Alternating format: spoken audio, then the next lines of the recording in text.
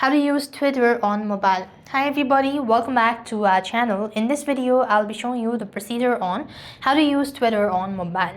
In order to use Twitter on mobile, you need to follow the steps. Now, depending on your device, you have to install the app from your respective app store, right? So in my case, I'm using an Android device. So type in or open up Play Store and type in X on the search bar. Then you want to install the application. So once you're done installing the application, click on the open button. So once you are taken to this sort of field, you want to make sure to select whether you want to continue with Google or create an account manually. So I'm going to simply click on the create account manually. Now you need to do is you have to go ahead and provide your first name, last name, then add in an email address that you want to go with, and then the date of birth accordingly.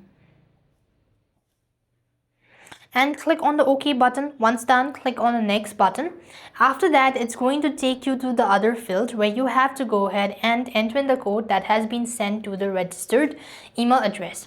So basically here is my code. So what you need to do is over here, you just need to open it up and then you want to make sure to copy it. Just hold on to it, click on the copy button, and then you want to simply go ahead and paste it and tap on the next button.